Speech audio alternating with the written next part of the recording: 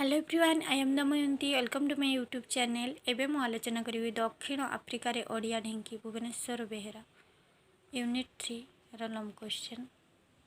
Question number 3, लेखकों स्मृति पटरे पिला दिनर स्वप्न पूरी कायरार किपरि बहु दूर रे थिला, कायरार आक्रा अनुभूति वर्णना कर।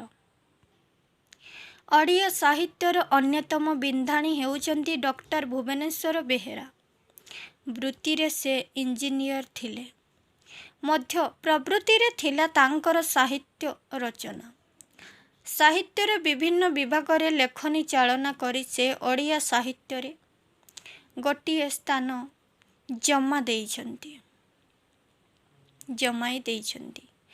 तांको लिखित भ्रमण कहानी पश्चिम आफ्रिकार ओडिया ढेंकी भारत सरकार को अनुमति क्रमे लेखक श्री बेहेरा वैषयिक शिक्षा संबंध रे किछि परामर्श देवा पाई पश्चिम आफ्रिकार लाइबेरिया गणराज्य को जाइथिले।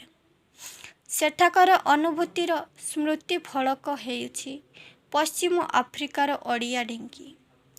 पिला दिन रे तांकर कौलिया मनरे अरेबियन लाइट्स रो कहानी माला लेखकों मनरे एक स्वप्न पूरी छाप आंकी देइथिला। अत्याचारी खलीफांक अत्याचार बदल रे नाविक दिंधबांध को समुद्र यात्रा कहानी माला व्यापारी खजुरी खिया हरिण और कला कुकुरंक सह आसीथिबा दुई यात्रांक रोमांचर अनुभूति लेखकों कमल मनरे अद्भुत प्रभाव विस्तार करिथिला। मिसर केवल आरब देश मानंकर प्रतीक थिला ताहा नुहे, से थिला एक पुरातन सभ्यता और संस्कृतिर पीठस्थली। मिसर पिरामिड ख्यातिनामा लोकंकर सबू मम्मी आज जाए रही आसीछि। सेही देशरे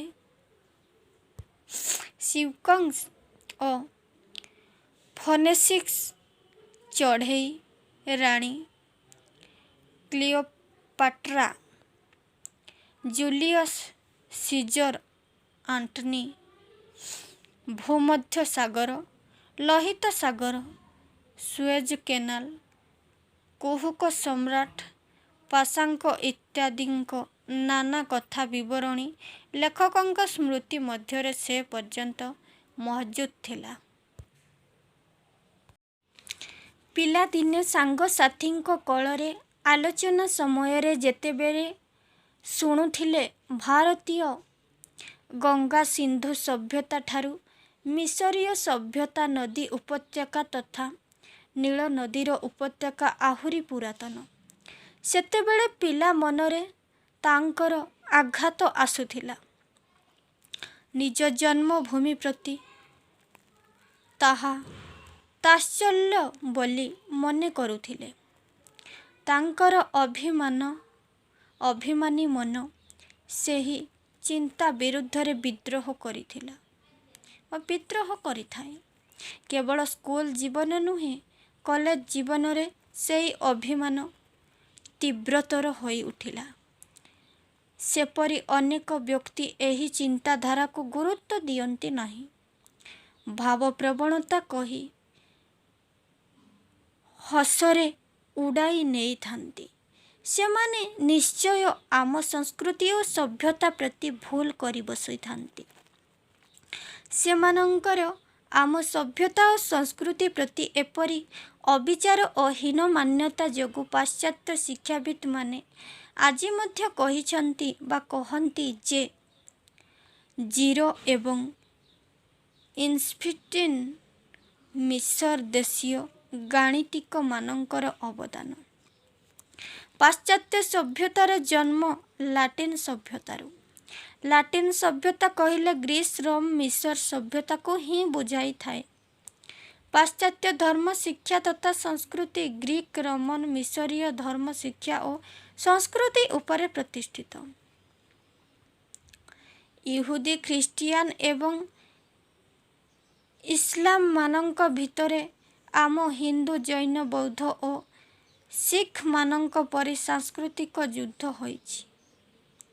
लाटिन संस्कृति शरीरर और सांस्कारिक विषय उपरे अधिक गुरुत्व देइथाए एवं सेमानंक सांस्कृतिक संघर्ष युद्ध और रक्तपातरे परिणत होइथाए।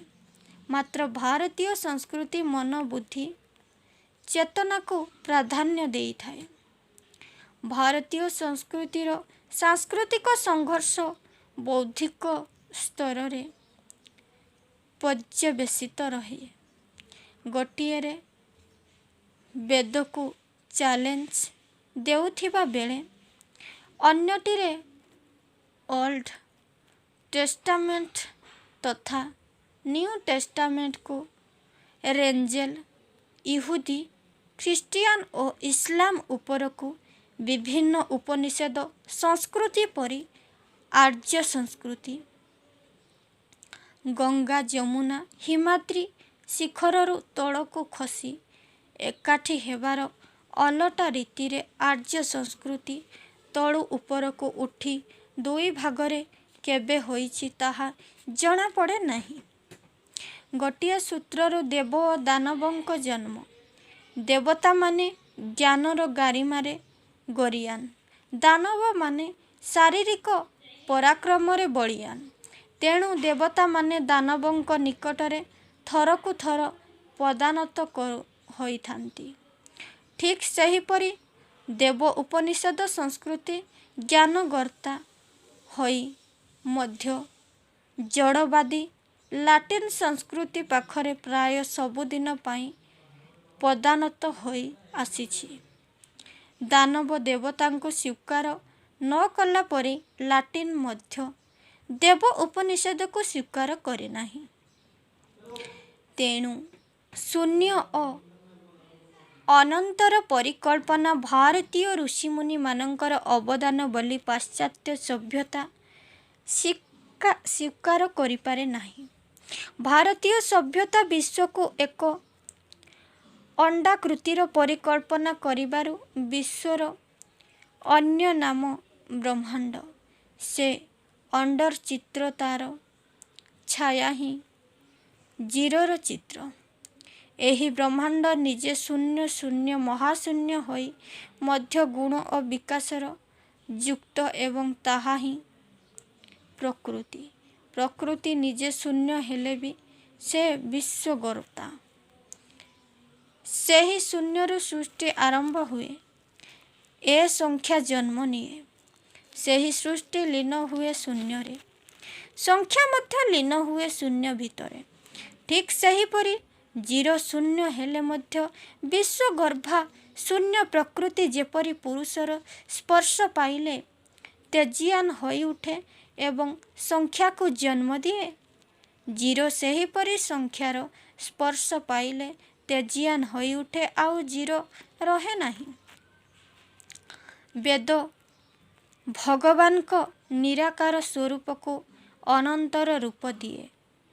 अनंत स्वयं संपूर्ण पुण्णात् पुण्यमित सेही पुण्यर पुण्य काढ़ी नेले जहा अवशिष्ट रहे ताहा मध्य पुण्य। पुण्यस्य पुण्यमादा पुण्य मेवाशिष्यते। जणे भगवान अनंत शयन रे थिला बेले आउ जणे श्रीराम बा श्रीकृष्ण शरीर रूपे स्वयं संपूर्ण गणित रे इन्फिनिटर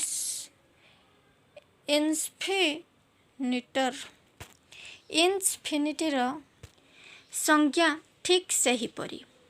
इन्फिनिटर संज्ञा ठीक सही परी। इन्फिनिस्ट विजुक्त इन्फिनिस्ट समान इन्फिनिस्ट। एपरी कल्पना केवल भारतीय गणित रे ही संभव। भारतीय संस्कृति रे एपरी मोहनीयता थिले भी लेखकଙ୍କ शैशवर स्मृति पटरे मिसरीय संस्कृति एक स्वप्नपुरी रूपे उभा होइथिला। तेणु मिसरर राजधानी कायरा को आसिला बेले लेखक सेही स्वप्न भरा मन नहीं आसीथिले। मात्र सेठारे पहुँची जेउ सबु दुरावस्था सम्मुखीन होइथिले ସେହି ସ୍ୱପ୍ନ ସବୁ ଧୂଳିସାତ୍ ହୋଇଯାଇଥିଲା। ଲେଖକ ଯେତେବେଳେ ମିସରର ରାଜଧାନୀ କାଏରୋ ବିମାନ ବନ୍ଦରରେ ଉଡ଼ାଜାହାଜରୁ ଓହ୍ଲାଇଥିଲେ ସେତେବେଳେ କେଉଁ ଆଡ଼କୁ ଯିବେ ଜଣାଇ ଦେବା ପାଇଁ କେହି ନଥିଲେ। କିଛି ସମୟ ପରେ ମିସର ଦେଶର ଏୟାର ଇଣ୍ଡିଆ ଏଜେଣ୍ଟ ଭଦ୍ରଲୋକ ଭଦ୍ର ମହିଳା ତାଙ୍କ ସାଙ୍ଗରେ ଇମିଗ୍ରେସନ କାଉଣ୍ଟରକୁ ଯାଇ passport visa health certificate check କରାଇ ନେଲା ପରେ କଷ୍ଟମସ୍ ଚେକ୍ କରାଇବାକୁ ପରାମର୍ଶ ଦେଇ କେଉଁଠି ଅଦୃଶ୍ୟ ହୋଇଗଲେ। ପାଲାମ ଦମଦମ କିମ୍ବା ସାନ୍ତାକ୍ରୁଜ ଏୟାରପୋର୍ଟ ଠାରୁ ଯଥେଷ୍ଟ ବଡ଼ କାଏରୋ ବନ୍ଦର। କିନ୍ତୁ ସେଠାରେ ଥିବା କର୍ମଚାରୀମାନେ ଇଂରାଜୀ ବୁଝନ୍ତି ନାହିଁ। ସେମାନଙ୍କର ମଧ୍ୟ କିଛି ଶୁଣିବା ପାଇଁ ଧୈର୍ଯ୍ୟ ନଥାଏ। ଭାରତୀୟ କାଉଣ୍ଟର ପରି ସେଠାରେ ଶୃଙ୍ଖଳାର ଅଭାବ। ସବୁ ଯାତ୍ରୀଙ୍କ ଉପରେ ସେମାନଙ୍କର ସନ୍ଦେହ। ତାଙ୍କଠାରୁ କିଛି ବୁଝିବାକୁ ଚାହିଁଲେ ମଧ୍ୟ ସାହାଯ୍ୟ ମିଳେ ନାହିଁ। ପାସପୋର୍ଟରେ ଷ୍ଟାମ୍ପ ମାରି ଫରାଇ ଦେବା କଥା, ମାତ୍ର ତାହା ବି ସେ କରନ୍ତି ନାହିଁ। ପ୍ରଶ୍ନ ଉତ୍ତର ମଧ୍ୟ ଆରବିକ୍ ଭାଷାରେ ଦେଇଥାନ୍ତି। ବିମାନରୁ ଆସିବା ଜିନିଷପତ୍ର ବହିବାକୁ ଅଳସୁଆ ପର୍ଟରମାନଙ୍କର କୌଣସି ସାହାଯ୍ୟ ମିଳେ ନାହିଁ। ଅନ୍ତର୍ଦେଶୀୟ ଯାତ୍ରାରେ ସେମାନେ ଯାତ୍ରୀମାନଙ୍କୁ ସାହାଯ୍ୟ କରିବା ପରିବର୍ତ୍ତେ $1.5 କିମ୍ବା $2 ଦାବି କରନ୍ତି। ଲେଖକ ନିଜେ ତାଙ୍କ ବାକ୍ସଟି ଟାଣି ଆଣିବା ସମୟରେ ଇମିଗ୍ରେସନର ଭଦ୍ରଲୋକ ପାସପୋର୍ଟ ଦେଖାଇବା ପାଇଁ ନିର୍ଦ୍ଦେଶ ଦେଇଥିଲେ। ସେ ଇଂରାଜୀ ବୁଝିପାରୁ ନଥିବା ପରି ଲାଗୁଥିଲା। ତାଙ୍କ ପରେ କଷ୍ଟମସ୍ ଚେକ୍ ମଧ୍ୟ ସରିଗଲା। ଲେଖକ କେଉଁଠି ରହିବେ ସେ ବିଷୟରେ ଏୟାର ଇଣ୍ଡିଆ ହୋଟେଲର ବ୍ୟବସ୍ଥା କରି ଦେବା କଥା ସେମାନଙ୍କର ବି ଦେଖା ନଥିଲା। ଆବୁଧାବି ଯିବାକୁ ଥିବା ଜଣେ ଭାରତୀୟ ଭଦ୍ରଲୋକ ମଧ୍ୟ ଲେଖକଙ୍କ ପରି ଅବସ୍ଥା ଭୋଗିଥିଲେ। ବାହାରକୁ ଯିବା ପାଇଁ ଚେଷ୍ଟା କଲେ $50 ନେଇ ଜାତୀୟ ଖର୍ଚ୍ଚ କରିବାକୁ ବାଧ୍ୟ। ବାକିତକ ସେମାନେ ଫେରି ଆସିଲା ପରେ ଇଚ୍ଛା ହେଲେ $10 ବଦଳାଇ ପାରନ୍ତି। ତେଣୁ ଲେଖକ ଠିକ୍ କରିଛନ୍ତି ଯେ ଟ୍ରାନଜିଟ୍ ଲାଇନ୍ସରେ କିଛି ସମୟ ବିଶ୍ରାମ ନେଲା ପରେ ଯାହା କରିବେ। କିଛି ସମୟ ପରେ ଜଣେ ଭଦ୍ରଲୋକ ଲଗେଜ୍ ଛାଡ଼ିବା ଅନୁଚିତ ବୋଲି ପରାମର୍ଶ ଦେଲେ। କୌଣସି ମତେ 25 କେଜି ଓଜନର ସୁଟକେଶକୁ ଘୋଷାରି ଦିଇଟି ଯାକ ଗେଟ୍ ପାର ହୋଇଥିଲେ।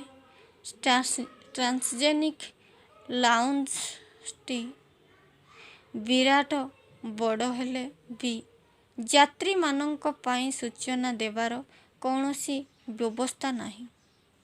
ଲାଉଜରେ ଜଣେ ଭାରତୀୟ ସହ କଥା ହେଉଥିବା ବେଳେ ସେ ଏୟାର ଇଣ୍ଡିଆର ମିଶରୀୟ ଏଜେଣ୍ଟ ଦେଖାଦେଲା। ସେ ଟିକେଟଟି ମାଗିନେଇ ହୋଟେଲର ବ୍ୟବସ୍ଥା କରିବାକୁ ଚାଲିଗଲେ। 15 ମିନିଟ୍ ପରେ ଫେରି ସେ ଏୟାରପୋର୍ଟରେ ଥିବା ହୋଟେଲରେ ହିଁ ରହିବାର ବ୍ୟବସ୍ଥା କରିଥିଲେ।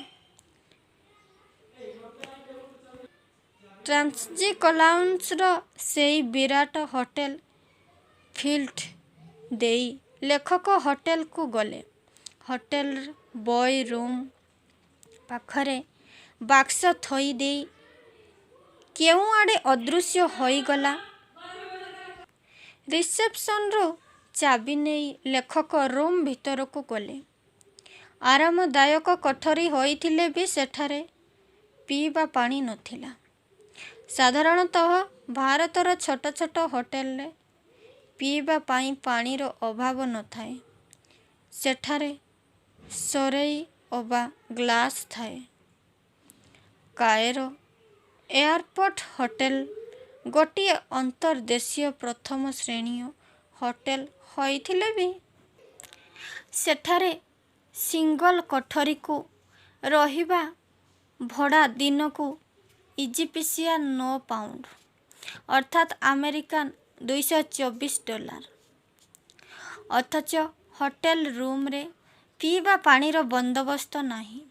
2 ଘଣ୍ଟାର ଧାଁ ଦଉଡ଼ ପରେ ଶେଷରେ ତଣ୍ଟି ଅଠା ହୋଇଯାଇଥିଲା।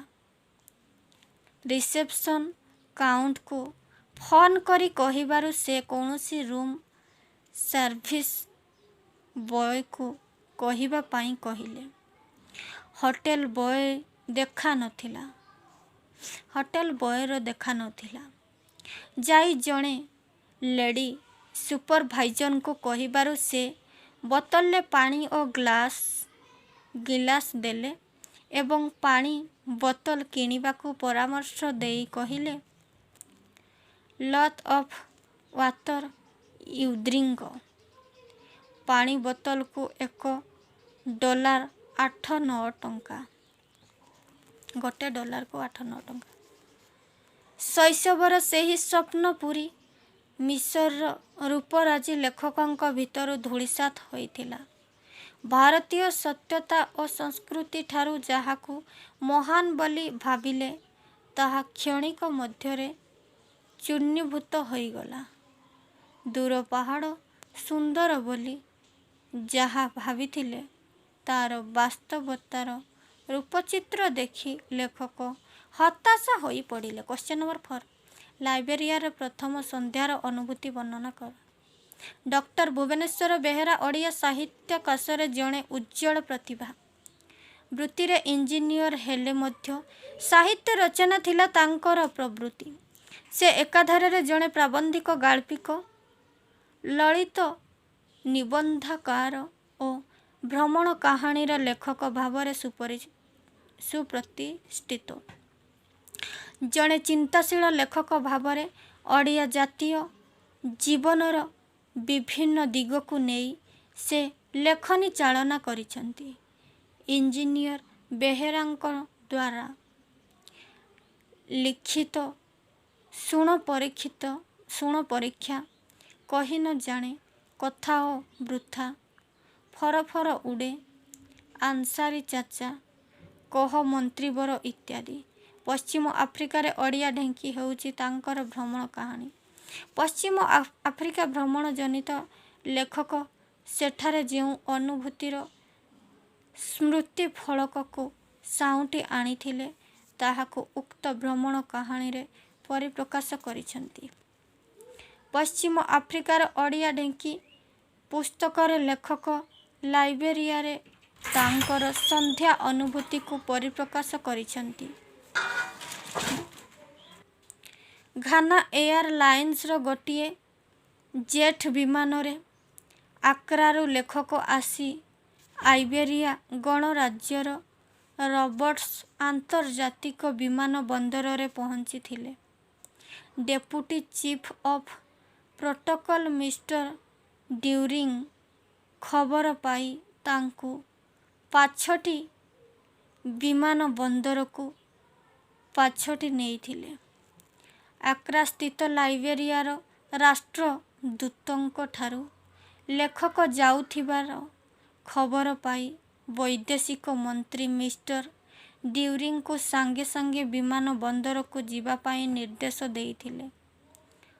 ଦୂତାବାସ ଚିଠି ଯୋଗେ ଲାଇବେରିଆ ଗଣରାଜ୍ୟର ବୈଦେଶିକ ମନ୍ତ୍ରଣାଳୟକୁ ଜଣାଇଥିଲେ କି ସେମାନେ ଚିଠି ପାଇବାର ସୂଚନା ଦୂତାବାସରେ ପହଞ୍ଚି ନଥିଲା।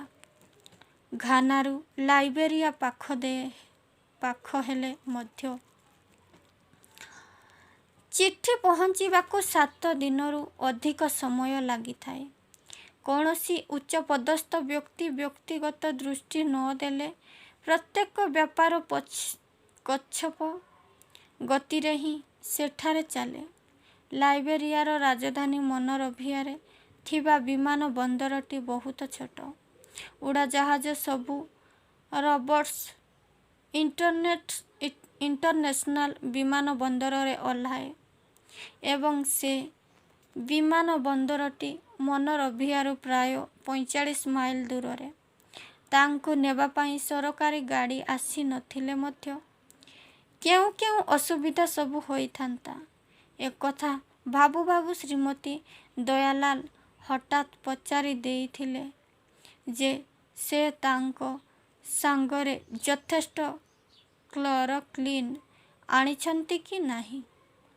ତେଣୁ କ୍ଲୋରୋକ୍ୱିନ୍ ଆଣି ଲେଖକଙ୍କ ହାତକୁ ବଢ଼ାଇ ଦେଇ ପରାମର୍ଶ ଦେଇଥିଲେ ଯେ ସେ ଯଦି ସୁସ୍ଥ ଶରୀର ଓ ସୁସ୍ଥ ମନ ନେଇ ସେ ଦେଶରୁ ଫେରିବାକୁ ଚାହାନ୍ତି, ତେବେ ତାଙ୍କୁ ତା ଭିତର ଗୋଟିଏ ଦିଇଟା ଗିଳିବାକୁ ହେବ। ସେ ବର୍ଣ୍ଣନା କରିଥିଲେ ଯେ ଆଫ୍ରିକାର ସେହି ଅଞ୍ଚଳରେ ଭାରତୀୟ ପରିବାରର ଅଭିଶପ୍ତ ଜୀବନରେ ବେଳେବେଳେ ଦିନ ଦିନ ଧରି ଚାଉଳ କିମ୍ବା ଗହମ, ଡାଲି, ଚିନି, ଆଳୁ, ପିଆଜ, ପନିପରିବା ମିଳେ ନାହିଁ। ନୈତିକତା କିମ୍ବା ଆଧ୍ୟାତ୍ମିକତା ଚିନ୍ତା ନ ଥିବା ସ୍ଥାନରେ ପୁଅ ଝିଅକୁ ମଣିଷ କରିବା ବହୁତ କଷ୍ଟକର। ଠିକ୍ ପଶୁଙ୍କ ପରି ଜୀବନ। ସତେ ଯେମିତି ଖାଦ୍ୟ ସଂଗ୍ରହ କରିବା ହିଁ ଜୀବନର ଏକମାତ୍ର ଲକ୍ଷ୍ୟ। ସେ କହୁଥିଲେ ଏସବୁ ଅଙ୍ଗେ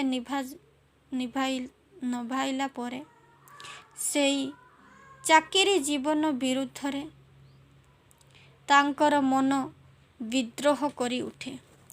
ତାଙ୍କ ପ୍ରତି ସହୃଦୟତା ନାହିଁ। ତାଙ୍କ ପୁଅ ଭଲ ଛାତ୍ର ହୋଇଥିଲେ ମଧ୍ୟ ମେଡ଼ିକାଲ ସିଟ୍ରେ ମିଳିଲା ନାହିଁ। ପୁଅ ଇଚ୍ଛା ବିରୁଦ୍ଧରେ ଇଂଲଣ୍ଡରେ ଇଞ୍ଜିନିୟରିଂ ପଢ଼ିବାକୁ ପଡ଼ିଲା।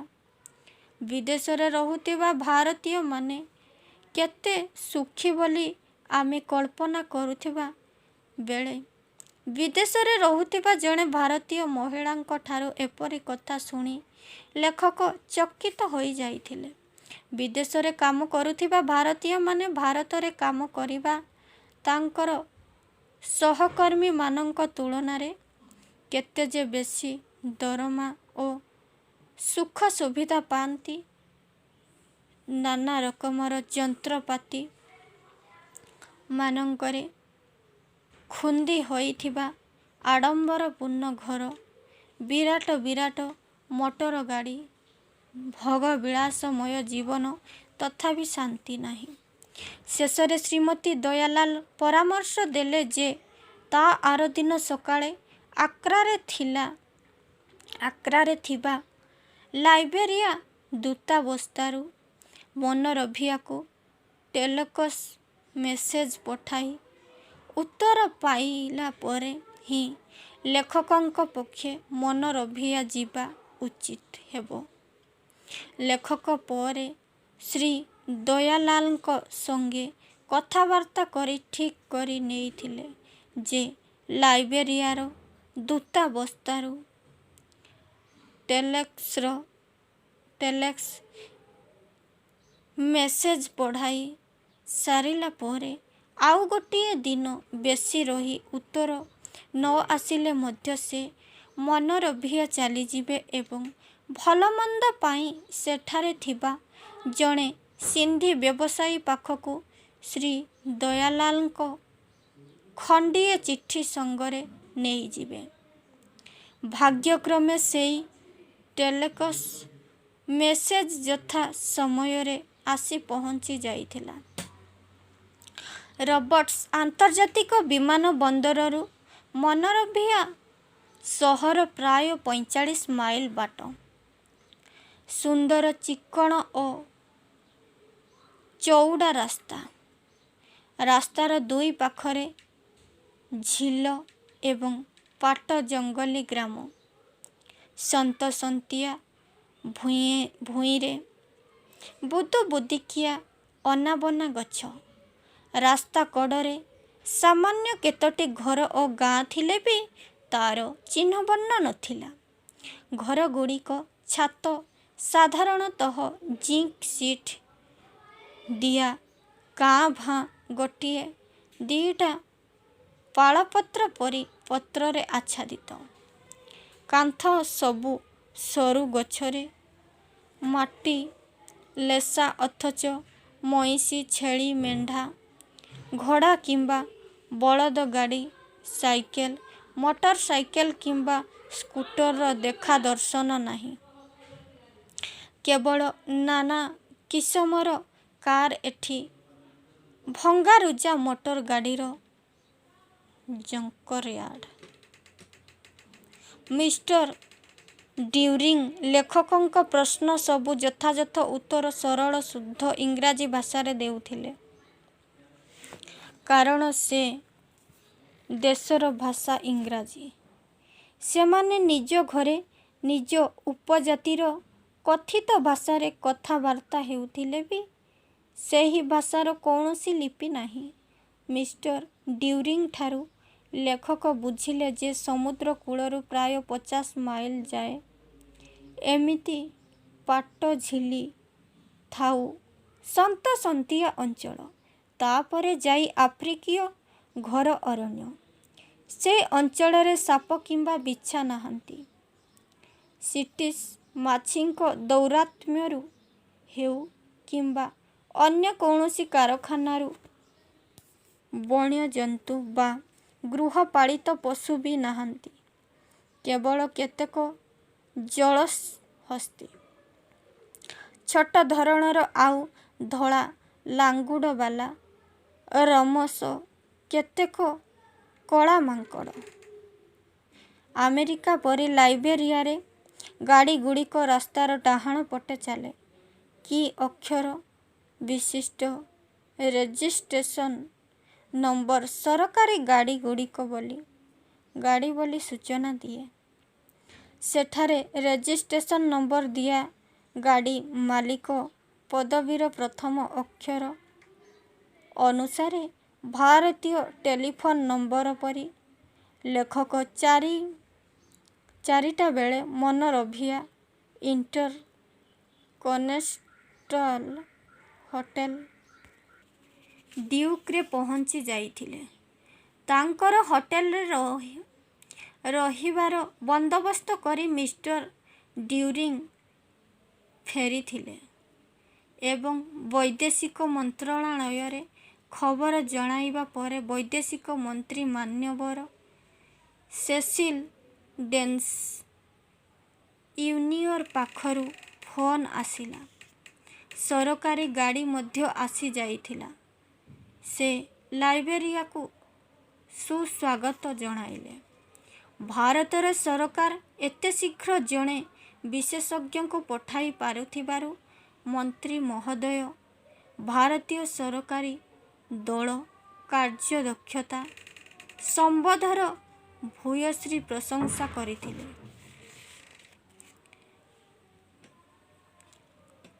ମିସଟ ଡେନିସଙ୍କ ଉଚ୍ଚତା 6 ଫୁଟ। ସୁସ୍ଥ ସବଳ, ଢଙ୍ଗରଙ୍ଗ ଓ ଆଚରଣ ବିଧି ଆଗନ୍ତୁକଙ୍କ ମନକୁ ସହଜରେ କିଣି ନେଇଥିଲା।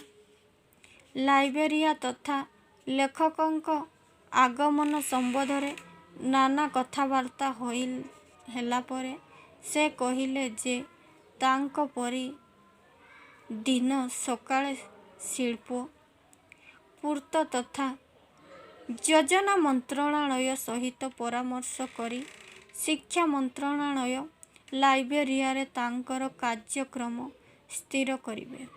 तांको निमंत्रण रे सेठारे उपस्थित थिबा सहकारी शिक्षा मंत्री डॉक्टर टेलर डेसन को निर्देश देला परे मंत्री महोदय हठात कहिले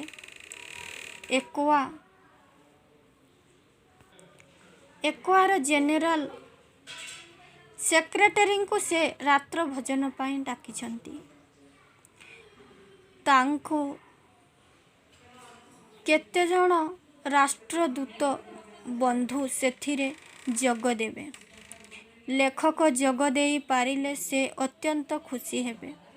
लेखक सम्मति जणाइबा परे से लेखकों को आमिष निरामिष कथा पचारिले।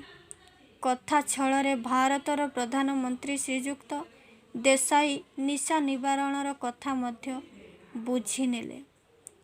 अल्कोहलिक ड्रिंक्स पियंती कि नाही सबु नेई लेखकों पाई स्वतंत्र खाद्य और पानीयर बंदोबस्त पाई आदेश देइथिले।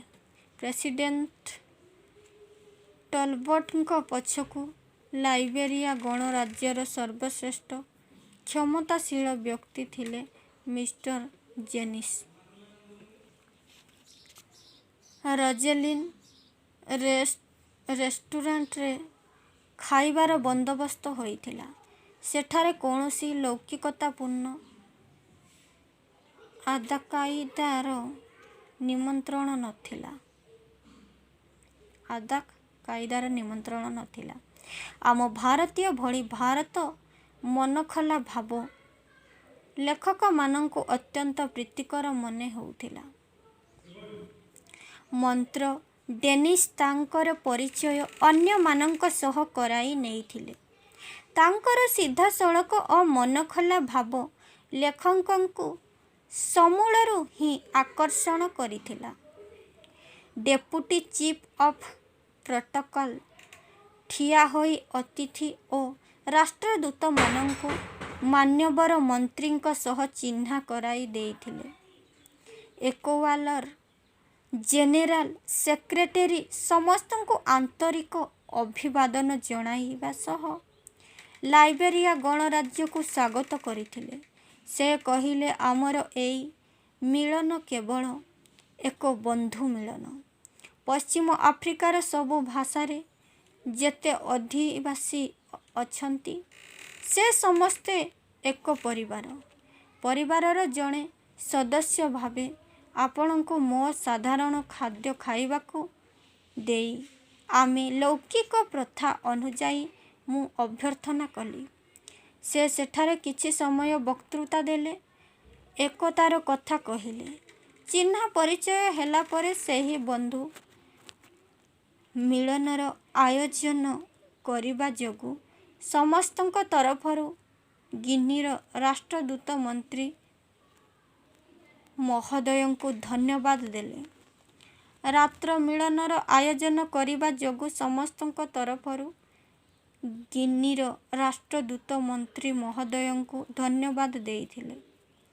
राष्ट्र होई आसुथिबा हेतु ता परदिन सकाळे शिक्षा मंत्रणालय रे लेखकों कार्यक्रम कथा मने पकाई मंत्री महोदय तथा अन्यान्य भद्र व्यक्ति मानंक ठारू लेखक विदाय नेले। आज आलोचना एतिके समाप्त करुछि। परवर्ती वीडियो रे अन्य लॉन्ग क्वेश्चन गुडी को आलोचना करिबि। नमस्कार।